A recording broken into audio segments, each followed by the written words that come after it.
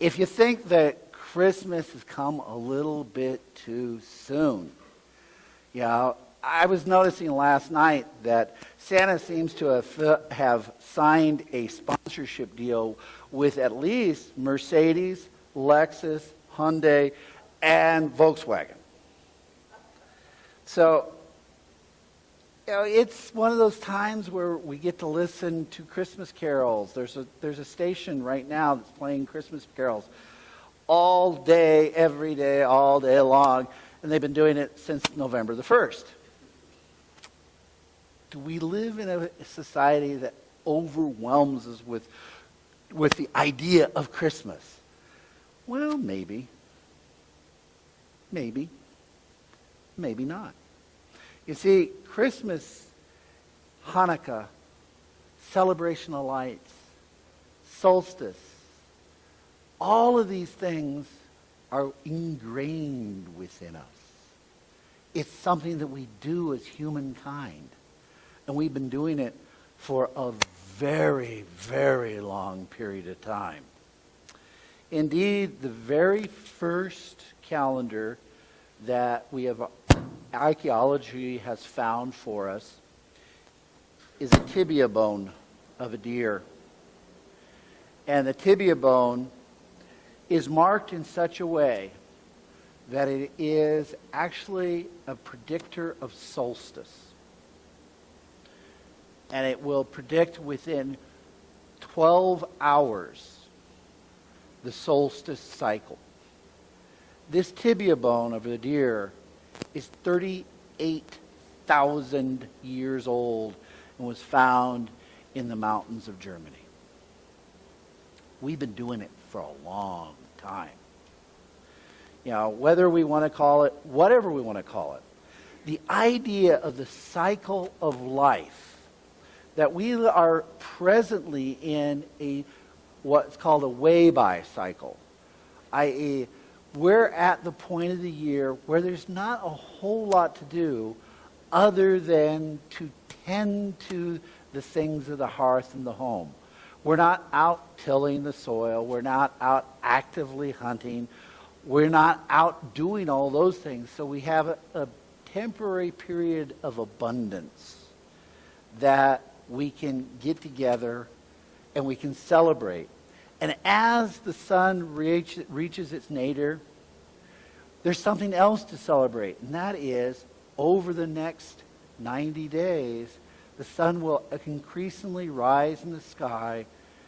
And while we may be in the depths of winter, we have that hope and that knowledge and that absolute trust that spring is right around the corner. And soon we'll be tilling and we'll be planting and we'll be growing again. This is a rhythm of the year that has been going on for eons. And so it is natural for us to celebrate at this time. It's something that we've been doing for a long time, and it's something that we will probably do for a long time. It's kind of ingrained into us. So if we wanted to look at the history of where we are and compare it to where we are now, we don't hold a candle to the Elizabethans. The Elizabethan society celebrated essentially from November the 1st all the way to Epiphany.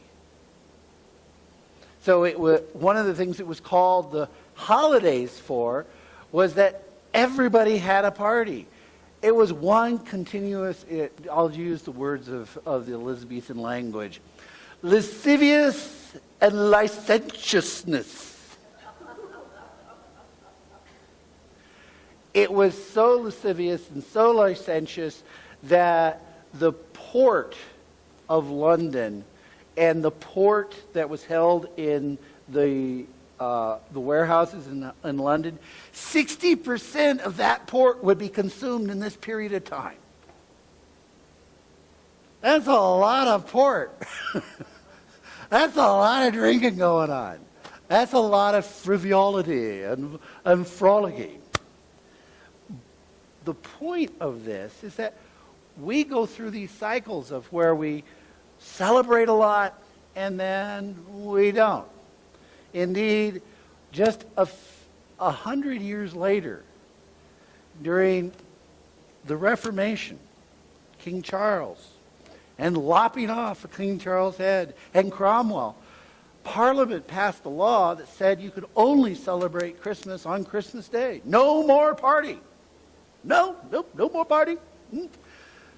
We're going to be industrious and we're going to be stalwart and upstanding and we will not celebrate the holidays.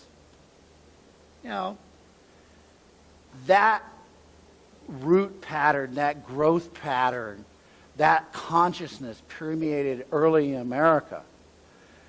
And for almost 150 years, 200 years, we didn't celebrate Christmas.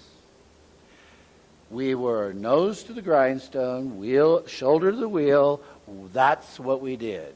If there was a celebration of a Christmas, it was a 6-hour-long sermon in the rectory of the local church, and that was about it. That was all we did. Well, one of the wonderful things about humankind is that pockets of humankind will continue on traditions regardless of what other pockets of humankind do. And in this case, the immigrants that came particularly from Germany and Scandinavia had their own traditions. And they brought them with them. And they celebrated Christmas. They celebrated light. They celebrated the solstice. They did these things, and the local indigenous Americans would look at them and go, wow, you guys are having fun. That sounds like fun. Let's do that. So as of 1843, we had the advent of St. Nicholas. You know, the night before Christmas. That wonderful poem, "'Twas the night before Christmas, and all through the house, not a creature was stirring, not even a mouse." From that point on, the American capitalistic industrial society embraced Christmas and the holidays more and more and more. I want to tell you a story about how Christmas was during the Depression. My dad was born on a farm in Iowa. My grandfather started farming for himself on 20 acres of sharecropped land behind 2 borrowed mules.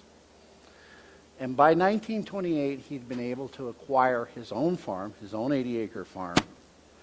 And he and my grandmother set up housekeeping and had some kids. There was 2 kids in the family, my dad and my aunt. And things were not exactly really abundant in terms of money. Indeed, for 4 years in a row during the depth of the Depression, my grandfather would get on a bus and go to Des Moines, Iowa, and see the mortgage man at the insurance company that held the mortgage on the farm and would pay him interest only on the mortgage for that period of time because he couldn't pay the principal. He couldn't pay down on the farm. But he was able to pay interest only for enough period of time that things turned around and he was able to keep the farm. Indeed, starting with 20 acres of sharecropped land, my grandfather passed with 758 acres of land, and the biggest thing that he was remembered for was starting other people. He would go havers, as my grandfather would say, havers with people, and he would either provide the land, or he would provide the seed, or he would provide the hogs, and for that stay, he would get half of the return. And he did this with literally dozens of people all throughout Keokuk County. So to the point that when he passed, there was over 80 people who showed up at his funeral who he had directly helped.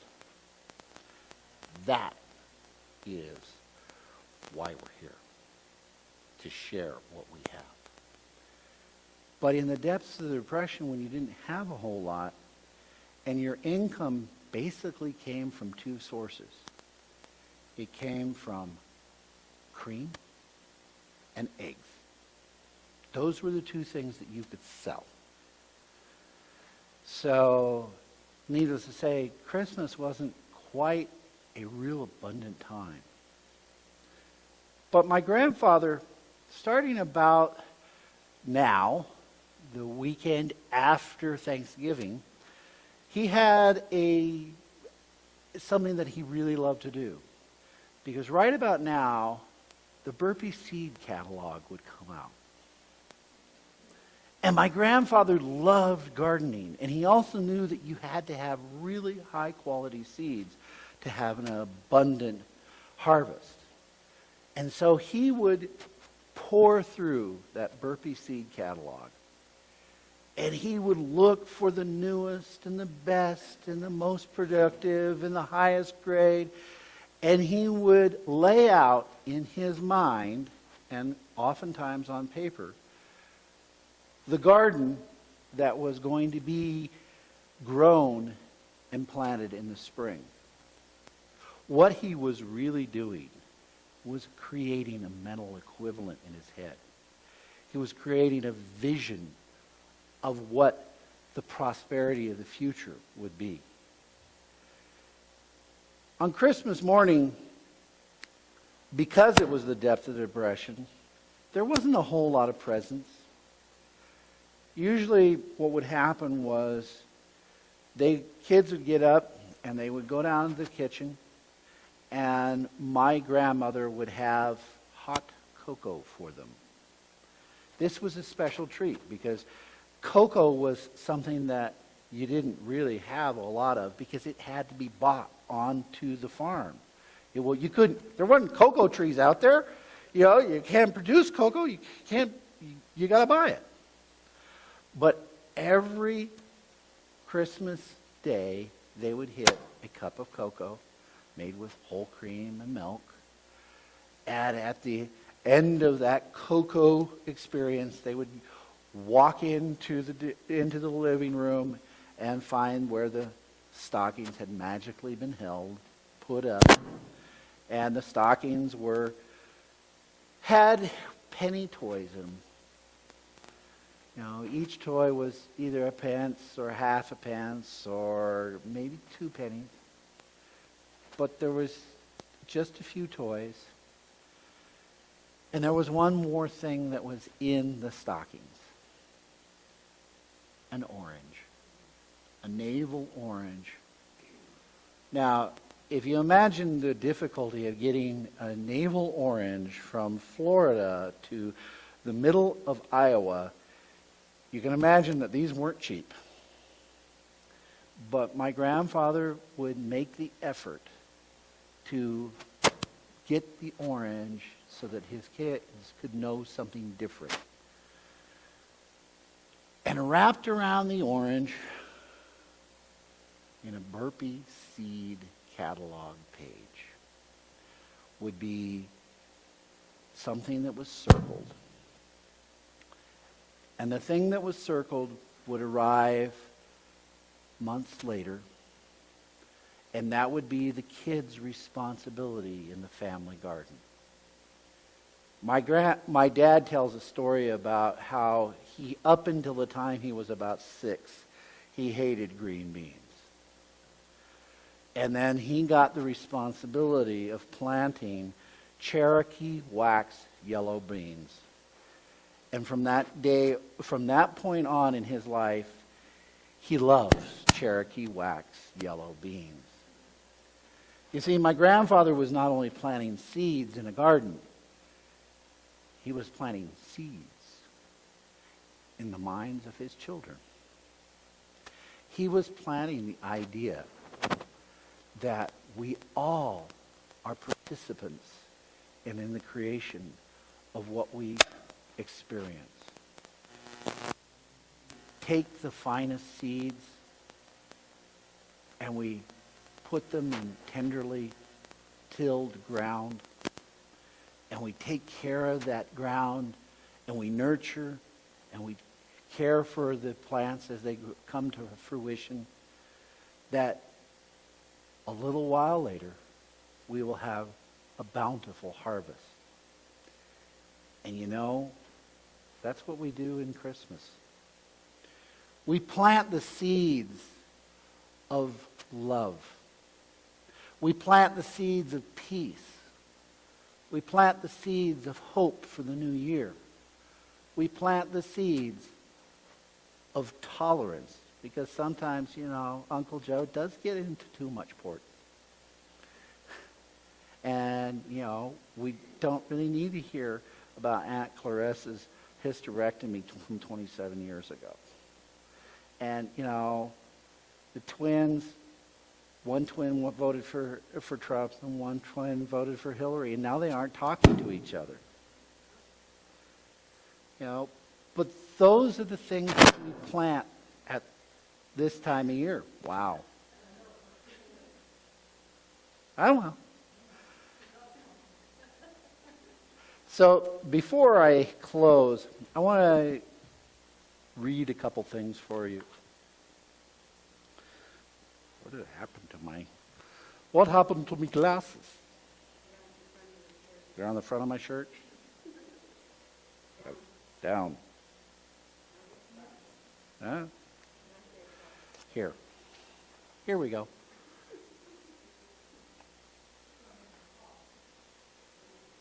Small pockets, big glasses. And I cleaned them intentionally, and now I just got them all greasy.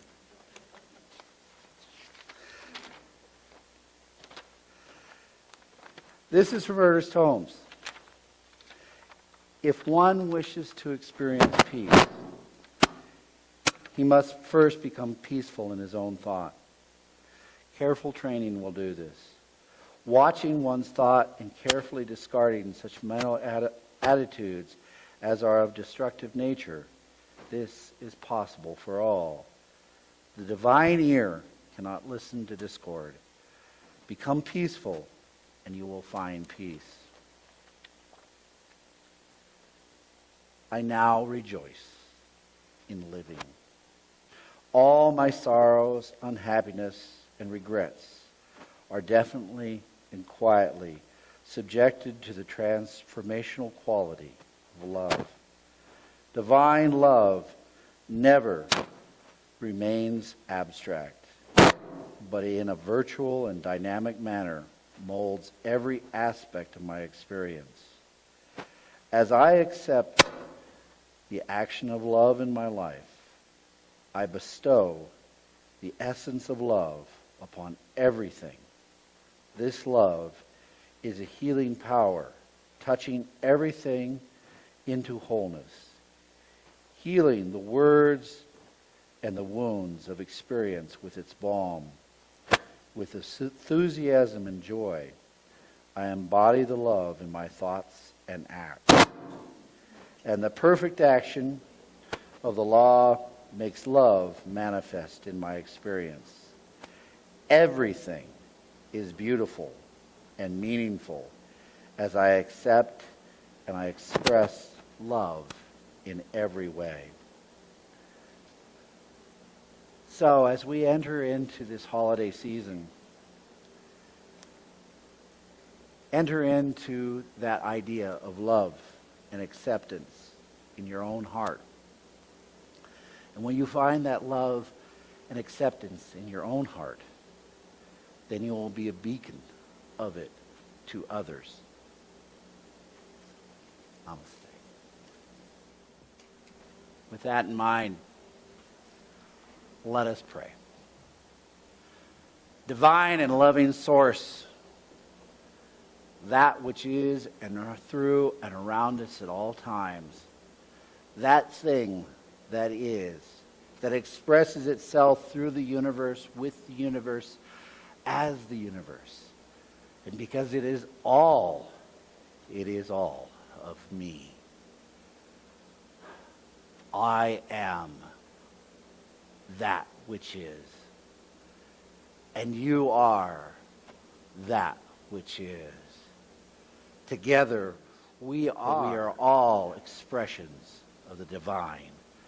We are all manifestations of the divine mind, the divine law, and the divine love.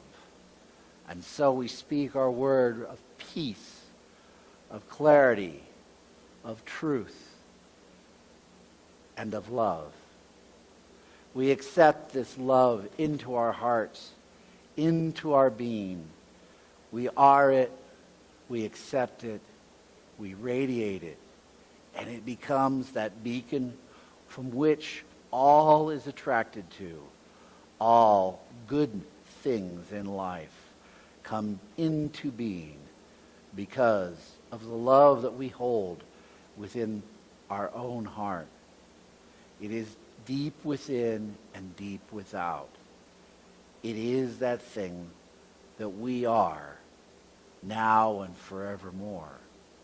And for this knowledge we give our thanks, our deep blessings and gratitude. And together we say, and so it is.